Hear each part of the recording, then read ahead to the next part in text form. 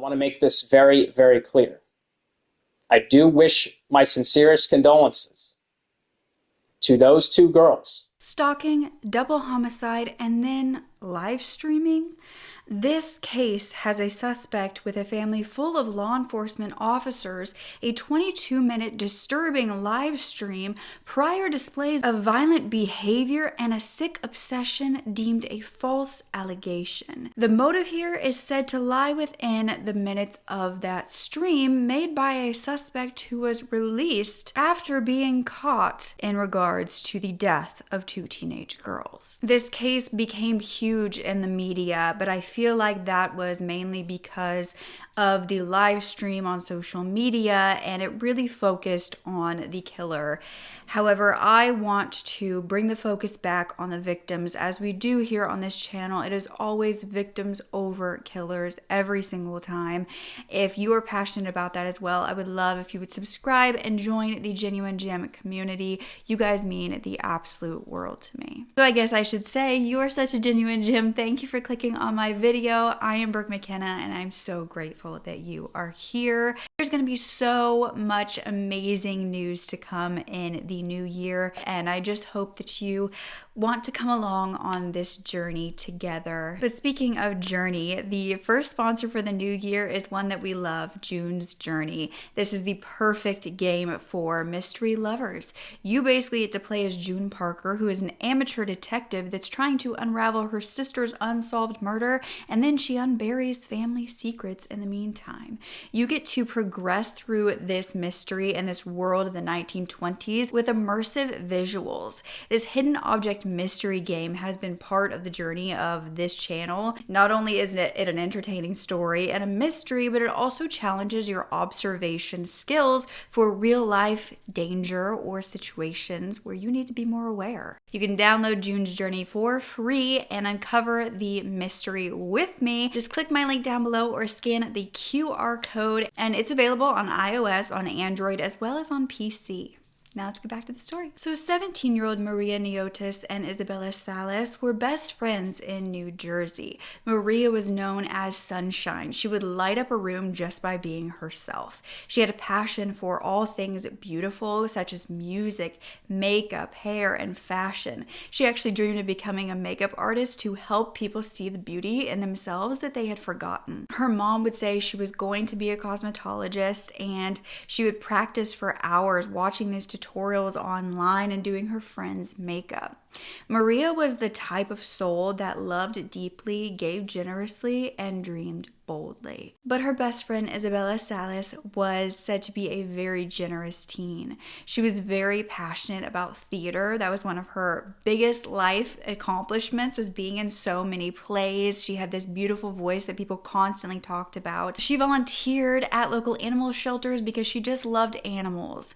But these two girls were inseparable. They were both seniors at Cranford High School and about to start their journey into adulthood, until it was tragically and maliciously cut short. But it took a while to understand that it was also malicious, and that this had possibly been premeditated. You see, on September 29th, 2025, the inseparable teens were out in the Cranford area of New Jersey riding an e-bike. They were on their way home from a school event on Burnside Avenue. This was actually right in front of Maria's grandmother's house, so they were almost home. They were just having a good time being typical teens, but at 5:26 p.m., both girls would be struck by a moving vehicle. Oh my 911, what's the address? Oh my God, please send an ambulance. Hurry up, someone. I don't know what the hell happened. There's someone in the front of my house, please. Okay, what happened? Wait, what happened, sir? What happened? I'm on the phone with the police. What happened? A black SUV flew down the road and hit people. This woman is on the floor. How many people are hit? I don't know. How many people? How many people are hit? It's two people. Holy fuck, she's. Hurry up, please, hurry up. Ma'am, they're already on the way. Oh my God, holy fuck. Holy shit. Ma'am, I have everybody on the way, okay? Okay, thank you. All right, Please, I just need to know how many total people are hit. I think it's 2 people. Please hurry up. Are they? They're coming, ma'am. I can't make them go faster. How many? I need to know. Are they moving?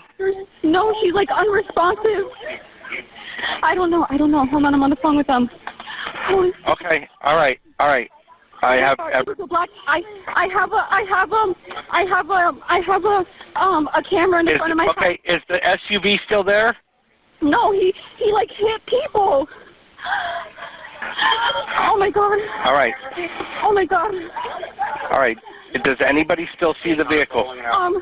It was like a hit and run. Wait. Okay. Wait, Don't move, people. How is the other person? She's breathing, but Okay. So there's 2 females? I don't know. Who else is on the street? There's someone underneath a car. This is Okay. really bad. Please send Okay. me. All right. Hold on. Oh my God, who's under the car? I don't know.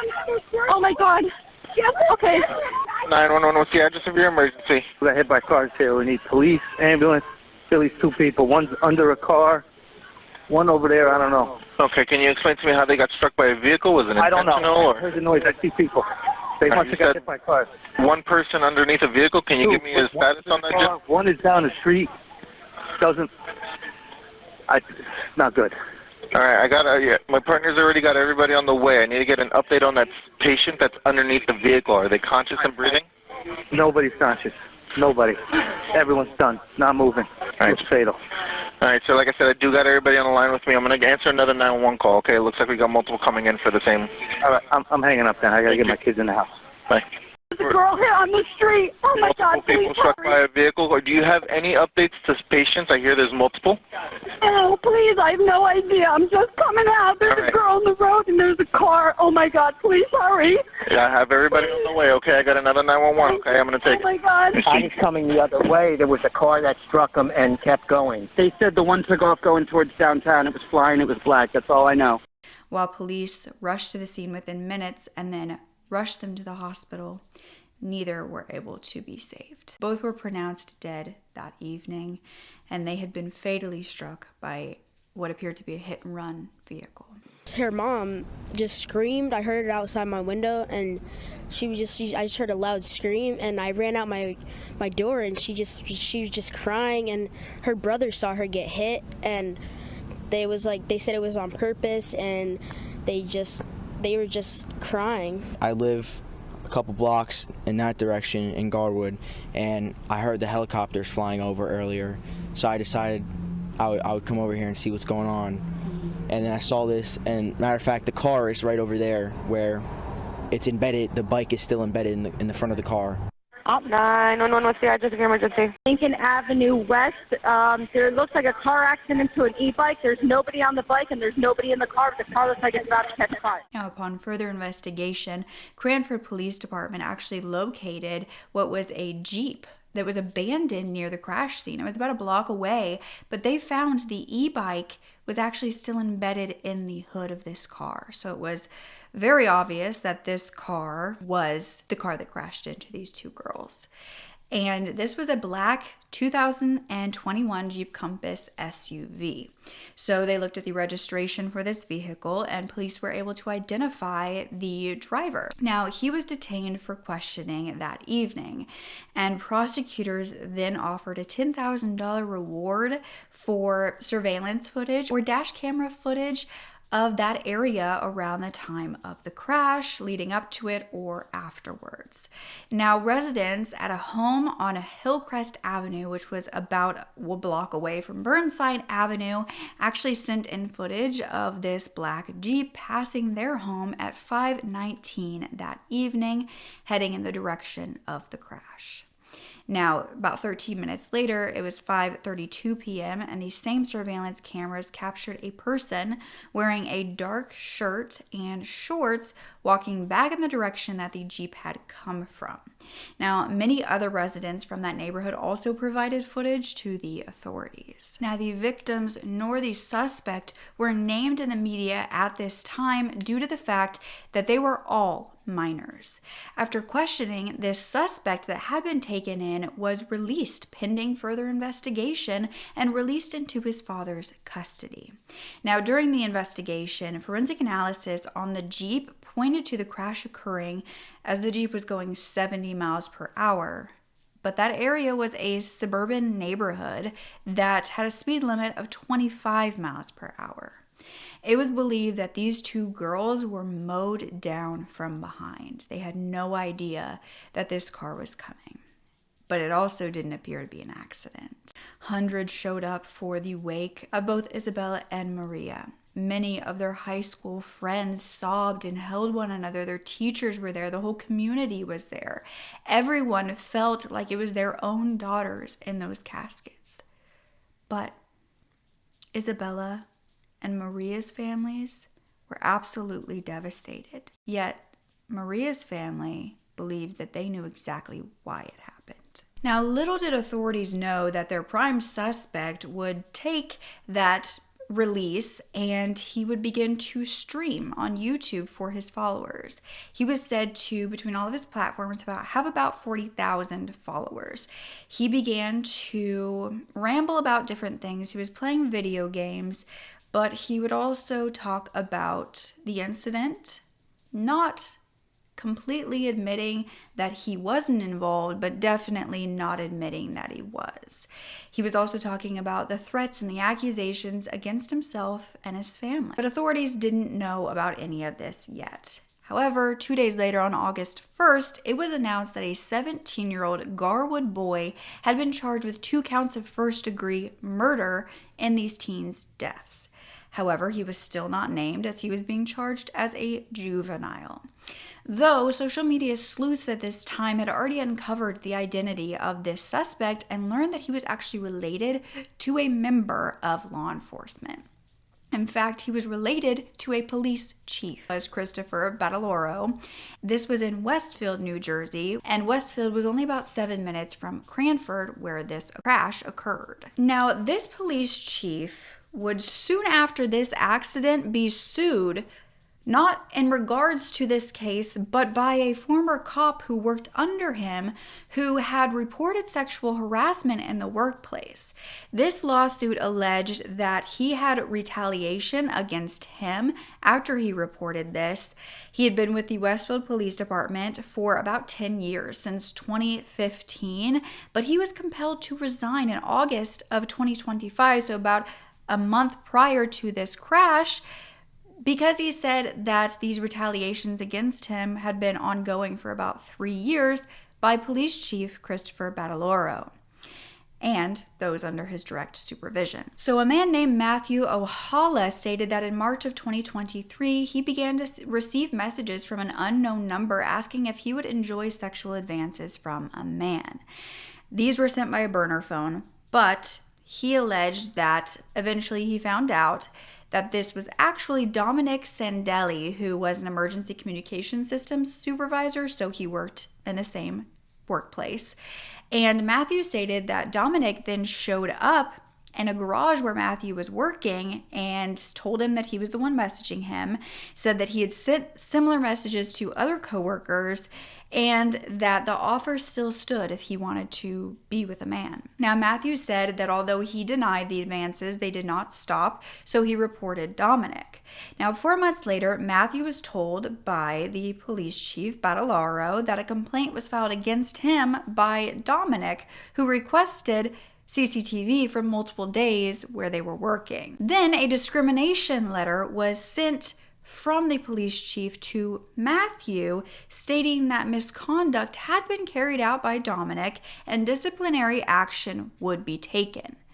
Dominic was allegedly suspended, though Matthew believed that he only used his vacation days and he just took a little break and then he came back to make it look like a suspension. So basically, Matthew believed that there was a lot of issues within the Westfield Police Department, and he named Police Chief Christopher Badalaro as one of the main sources for this. His lawyer said the organizational culture at the Westfield Police Department presents a nightmarish landscape of illegal discriminatory retaliation by Chief Badalaro, condoned, aided, and abetted by Westfield Township. So, Police Chief Badalaro must have been feeling the heat. This was all coming out, this upcoming lawsuit was coming out around the same time that a relative of his had allegedly committed a double homicide. So, this police chief decided to take the narrative into his own hands, and while this suspect had not been identified by the public or the prosecutors, Police Chief Badalaro ended up writing a statement on the police department's Facebook page stating that he was related to the suspect, but not directly. It wasn't his son, and he was shocked, overwhelmed, and distressed beyond belief by the loss of these two ladies, and he condoned the alleged actions by his family member. He wrote, "While social media has made it known that the accused is related to me, he is not my son and not a member of my immediate family. I just want to be clear as loud and as firm as possible that in no way do my wife's children or I condone, defend, or excuse the actions that caused this terrible and tragic loss of life." He wanted people to know that he was not involved with this 17-year-old. And mainly this was due to the fact that a lot of the public wanted to know why the suspect had been released only to be charged with first-degree murder 2 days later. But the police chief at the Westfield Police Department said he wanted to know the answer to that as well. He said that he shouldn't have been released. But this was also not his police department that took care of the suspect. Now, at this time, friends and family members of the victims began speaking out to the local reporters. They were claiming that this suspect was someone known to one of the girls. He was a classmate of theirs, but Isabella didn't know him, nor did her family. Maria's family, however, they knew the suspect well. He was believed to start out as Maria's boyfriend and then became her ex-boyfriend, and they were having serious problems. He began to send threatening messages to a boy that Maria was dating after they broke up, and this quickly turned into what the family regarded as stalking behavior. A neighbor of Maria's stated that the suspect parked outside of Maria's family home in the same car, in his car, and even though this was reported many times, the police allowed it to happen. She believed that the suspect should go to jail for the rest of his life because he took 2 lives and should give up his 1 life. Maria and her mother allegedly contacted the police multiple times about this suspect and had sought a restraining order against him. The problem was with New Jersey, the current legislation doesn't allow you to file a restraining order against anyone under the age of 18 unless they are emancipated. So, the suspect being 17 meant that Maria, regardless of how she felt, regardless of how scared she was unable to do anything about it. And the police allegedly did not help her further. Now, a friend of Maria's named Tammy, she stated that even with all of these complaints that Maria and her mother were giving to the police, nothing was done. The victims' families came together and released a joint statement that the killer was a coward of a man and was plotting the attack specifically against Maria for months. They wanted everyone to know that it was vital that the truth be shared, that this was not an e-bike accident, it was not a hit and run, this was murder in the first degree. And the suspect, they said he was not insane. He was competent and medicated. Now, while many speculated about the motive for murder, no one would need to guess. It came from the own killer's mouth, and a restraining order was the least of his worries. He was more upset about his dark, sick obsession being exposed. But now, due to his actions of murder, even more people were going to know about it. You see, on October 2nd, Maria's mother spoke out for the first time since her daughter had been taken from her. She was so incredibly strong in this statement. Now, you could see the anger radiating from her, but you could also see her love for her daughter. First, I want to thank you all for being here today, for showing up for Maria, and for standing beside me and my family during the hardest days of our lives. Your love, your prayers, and your presence mean more than words can say. My name is Fula. I'm not standing here today just as a mother, but as Maria's mother. And that is the greatest title I will ever hold. Maria was 17 years old, a high school senior, full of dreams, full of life, and full of love. She wasn't just my daughter, she was my best friend, my sunshine. She had a laugh that could soften the hardest days. She was going to attend cosmetology school, start her own business one day.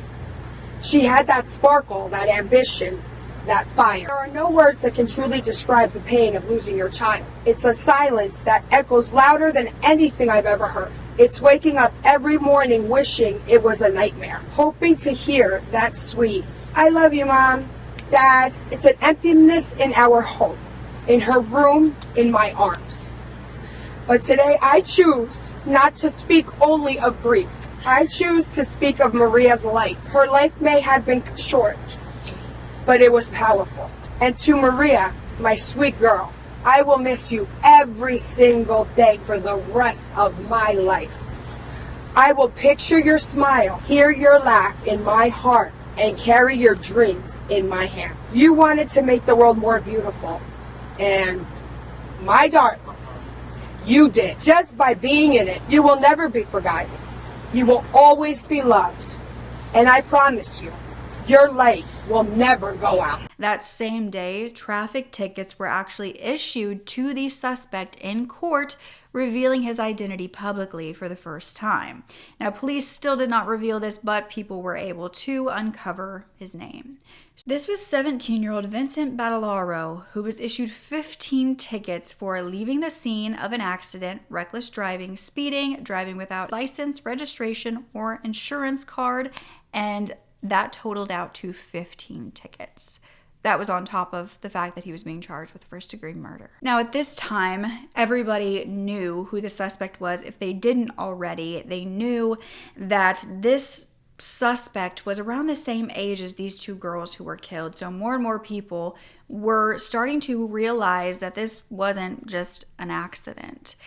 And there was a lot of speculation online. So the Cranford Police Chief, Matthew Nazzaro, actually made a statement with the mayor calling for unity and less speculation amid the investigation. They were saying that the speculation was only making it harder to find the truth. In times like these, it is important that we come together to support one another with compassion and kindness. We ask for your patience and understanding as the criminal investigation and prosecution they both unfold. The juvenile justice system keeps certain information confidential, which adds to the frustration of many community members seeking information. While we cannot disclose further details at this moment, we firmly believe that the thorough work of law enforcement will eventually clarify the circumstances surrounding this tragedy. Now, while many wondered why this boy wasn't completely arrested the night where he was apprehended and questioned, the former Cranford police chief, Ryan Greco, took to social media to give his opinion on whether what the Cranford police did was correct or not. He said that although he wasn't involved in the investigation, he was retired, he spoke to the officers at Cranford Police Department who were involved. Now, he stated that the suspect could have been charged and detained that night.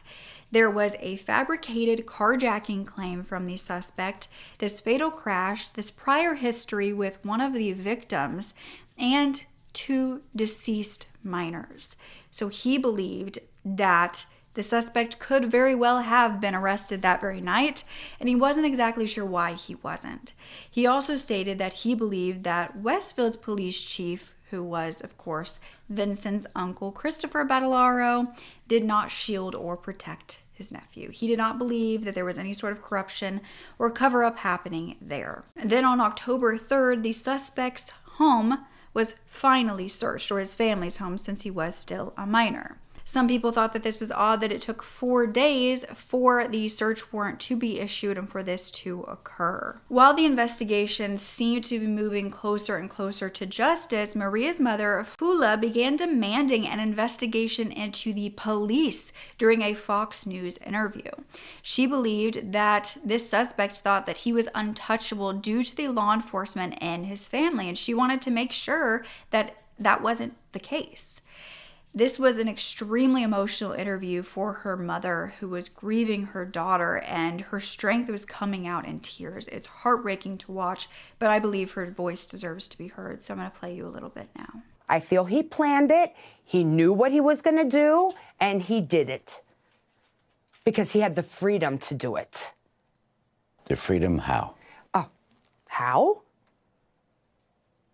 The law enforcement in the family. He thought he was untouchable. Do you blame law enforcement? Yes, I do. Yes, they had a part of it, yes.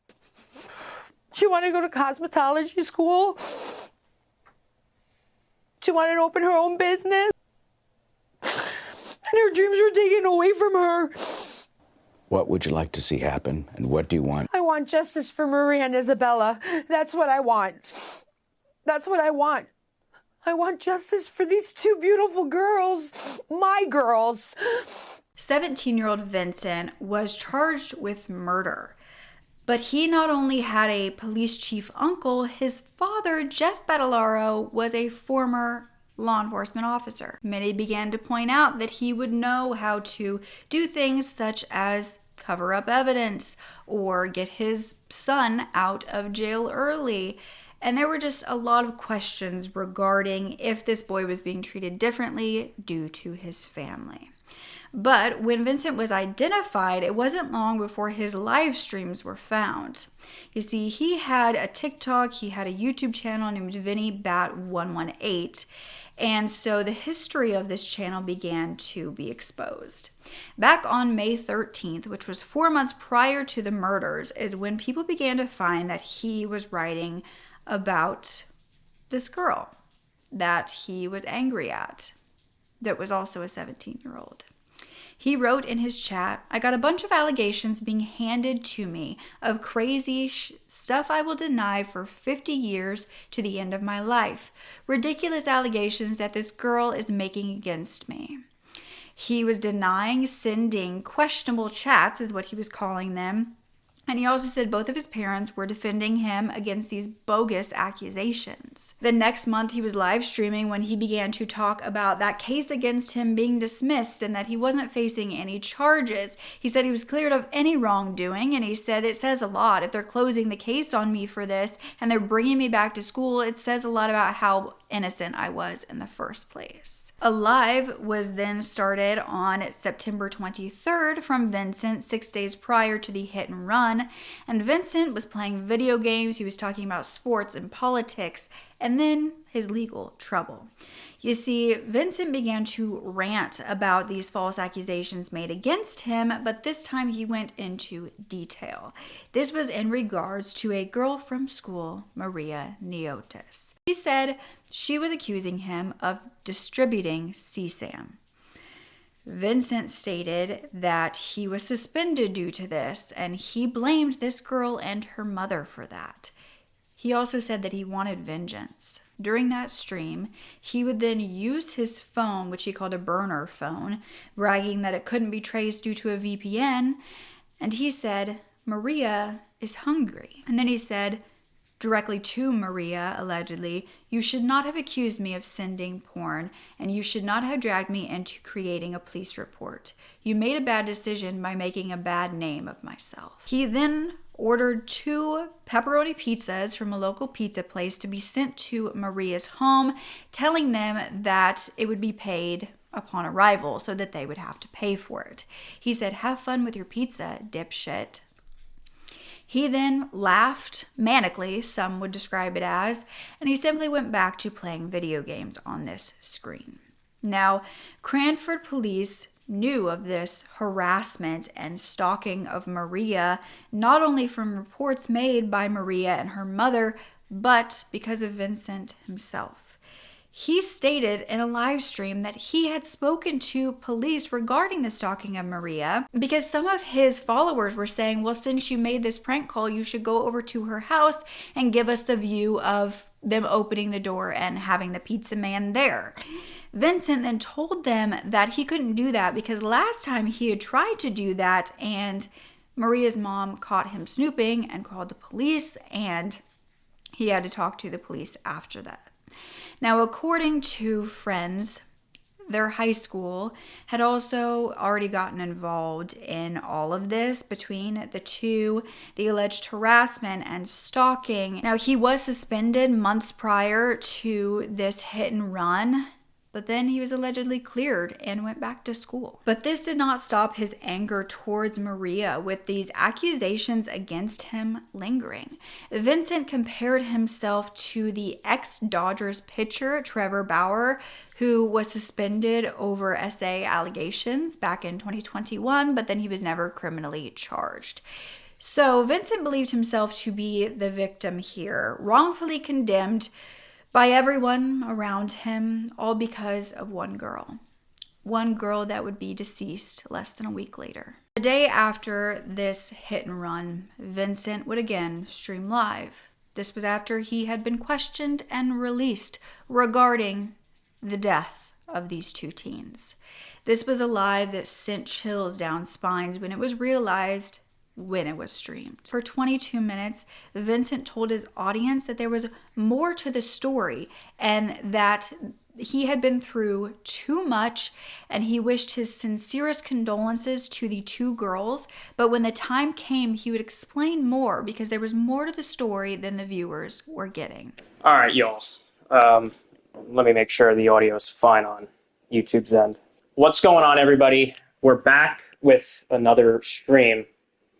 And this one is going to be a little bit different than the previous ones because I have some things that I want. I'll get to, if you let me talk, I'll get to it in a minute. We're live. We're playing co-op. We have Evan right here. What's up? How are you doing? Pretty good, man. So I have some things. Hold on a second. No, because I'm really not going to. I don't need negativity in this stream. So everybody's getting timed out. I'll explain what happened, but I'm not going to do it with people. Okay, you know what? Now I'm really thinking if I should really do this. I don't need negativity, buddy. You ran over two girls. I tried to explain several things, but I got like 50 different people messaging negativity, which is something I don't need, and neither does my friend. I'm going to explain what happened, and I'm going to do this very quickly because we have just one game to play. I got 111 people in here. Hey, Rod, I apologize, but this stream ain't going to start anytime soon if people keep messaging negativity. Why are we running people over? WTH happened? I'll explain it in a minute if people stop messaging negativity. It's funny that, let me explain something real quick before I get the stream going. The more you guys engage in the chat, the more you give me engagement. And I get paid for YouTube. I'm not one of them. Just letting you all know. It's called being detained, not bailed money. Now that I got that figured out, I'm going to finally explain this whole situation. And I'm not authorized to talk about the whole thing. So I'm going to do this in 5 minutes. But I need to explain some things that have happened over the past few days. And I'm not going to talk much about it. In a neighboring town, unfortunately, 2 girls were killed in a hit-and-run crash. There has been a lot of misinformation going on over the internet, but I will say this. I wish my sincerest condolences to those 2 girls lost in that tragic accident, okay? It is an absolute unfortunate situation, and there's more to the story that you're not getting, but when the time comes, I will explain it in greater detail. I'm not authorized to talk about the whole thing. I'm not going to give you any more information, but I will say this, okay? Making threats against my family will not be tolerated. If you hate me, you hate me. If you don't, you don't. You're opening up Pandora's box getting family involved. I really don't even know if I should be streaming this right now, but I have built a great following on TikTok with 39,000 followers that I have grown since 2020.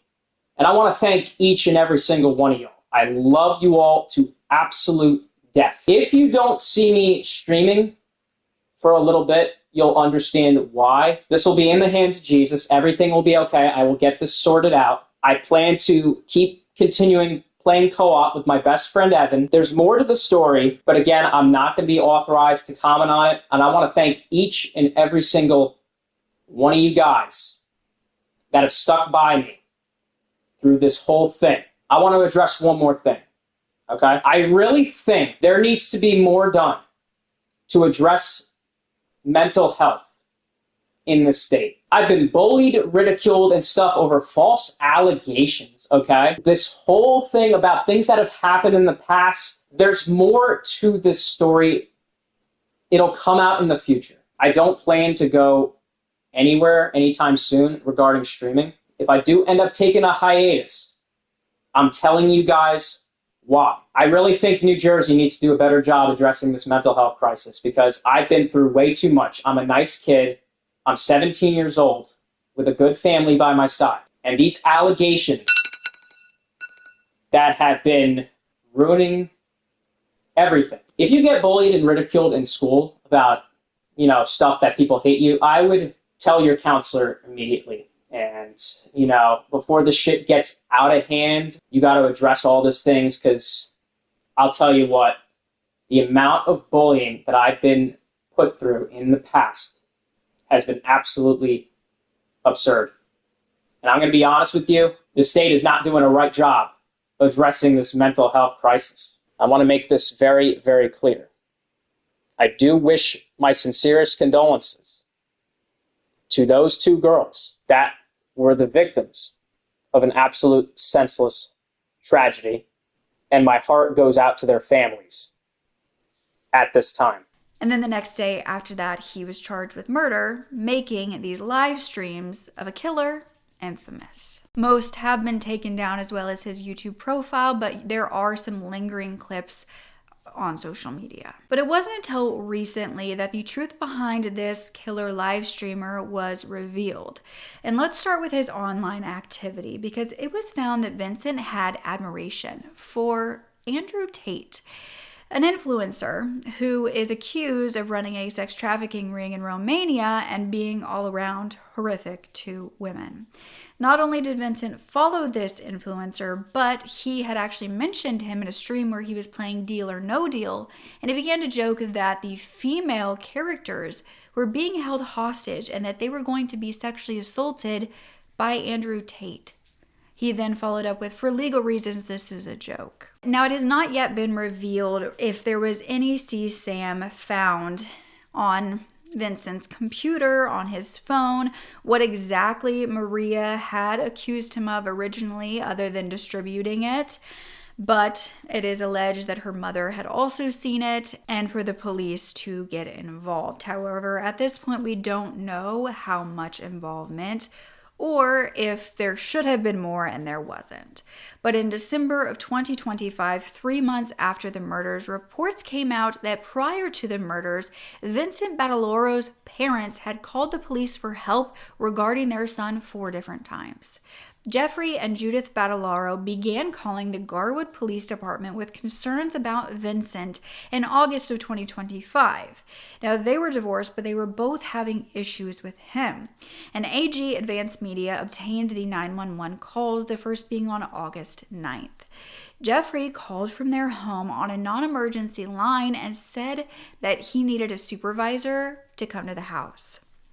He wanted to speak with them to go over juvenile issues that were going on with his son and to get some advice. Now, the next call was made on August 24th when Jeffrey called 911 and reported another juvenile issue, saying that the police had previously come to his home with the same issue. But when asked what was going on, Jeffrey said that Vincent sprayed him in the face with mace and then took his car. The recording then ended abruptly, so it was unknown what really happened after that. But 2 days later, on August 26th, Judith, his mother, called 911 to get help getting in touch with her son. She was unable to reach him via his cell phone, saying that his father had disconnected it, and she told the dispatcher she needed to know where her son was because of his safety. She said that Jeffrey had kicked Vincent out of the house that night prior, and he had arrived at her door and was angry because of what was happening to him. Judith was saying no child should be left wandering the streets, but even though she wanted him to stay the night that night, he had been driven back to his father's by the police, and that's when she had last seen him. 4 days after that, on August 30th, Jeffrey called 911 again to report juvenile issues, saying he had reported before. He began to say, "I would highly recommend," but then the dispatcher cut him off and asked what had happened that night to make him call. He said, "He's getting physical." The recording then ended abruptly again. It was unknown why these recordings just cut off, if Vincent had come into the vicinity, if the line was just cut off, if Jeffrey didn't want to say anything more. It's unknown. 4 calls to police in regards to Vincent and his behavior and the escalation of violence. In regards to prior criminal activity, Maria's family believed that prior to the murder, Vincent had actually swatted their homes on September 4th and September 10th, so that same month of the murder. Now, swatted means that prank calls are made where police are sent to a location where no help is actually needed. And both dates, Cranford Police Department arrived at Maria's home, but the Niotis family had not called. They did not require any sort of police response. And on the 10th, so the second time this happened, Maria's mother, Fula, actually spotted Vincent's car parked on the street, and she pointed him out to the police. At that time, officers did go over and speak with Vincent before his father allegedly arrived, and then the police kind of told Maria and her mother that the boy was allowed to leave with his father. So again, that was another possible incident where he was not really reprimanded. Some have speculated that maybe because his father was prior law enforcement, that he knew a lot of these guys, or he knew what to say to these officers to kind of get his son out of trouble. But in the end, his father was the one that was calling and asking for help regarding his son. So does it go both ways? Would he have wanted to help his son to escape criminal charges if he was trying to get help regarding his violent behavior? But on December 10th of 2025, Maria's family's attorney came out with the information regarding the strange behavior and the 911 phone calls from his own family. Now, their lawyer, Brett Bramnick, stated multiple calls regarding what you could describe as domestic violence incidents. This is a home. What happened? Did anybody respond? Did anybody take any statements to find out what was going on? Does anybody want to know why this is happening repeatedly at this house? That would be really important to know, because we know what happened that next month. It turned out that Vincent was just weeks shy of his 18th birthday during the murders, but it's still unknown if he will be tried as an adult in this case. Do you believe he should be? Teens in New Jersey actually created a petition that I will have linked below to lower the age of restraining orders to 15 after this case occurred. They stated that at 18, it leaves teenagers vulnerable to harassment, to stalking by other teenagers. That has garnered thousands of signatures, and I think it is a wonderful thing to bring to the forefront of minds, because just because a minor has a certain age doesn't mean that they are not capable of violence, of harassment, of stalking, of murder, as we have seen many, many times. I will have a playlist link down below of kids who kill, and it's something that unfortunately the society doesn't like to acknowledge, because it's terrifying, because it seems like that couldn't happen, because you look at children and you hope that they are innocent souls, but unfortunately there are times where they can be born with these certain aspects about them, and before they even reach the age of 18, they are doing horrific things. And so a restraining order against a child might be necessary. And in this case, it would have been. In this case, the fact that she didn't have a restraining order could have led to her murder. Now, we know that restraining orders do not completely stop the offenses. We know that it is just a piece of paper, and a lot of times offenders, especially repeat offenders, stalkers, don't care. But at least then there is that paperwork that shows that this person is afraid, that they need help, that there was prior incidents leading up to an unfortunate, tragic death, which we all hope that it doesn't come to, but in this case it did. You heard about this case. What do you think about it all? Do you think he's going to be charged with first-degree murder as an adult? Should he be? Do you think that his father and his uncle had anything to do with the fact that he was given pretty lenient punishments in regards to everything that he was allegedly doing regarding the alleged CSAM and the violent outbursts and the swatting of the home and then the car accident? Thank you so much for listening to this case and listening to Maria Niotis and Isabella Salas' stories. It means the world to me.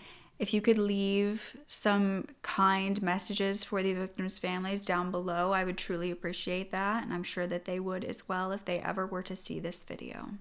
But don't forget to speak up. Your voice is powerful enough, and I love you to absolute pieces. Don't forget to subscribe and leave a thumbs up on this video. You can download June's Journey for free and uncover the mystery with me. Just click my link down below or scan the QR code. Okay, bye.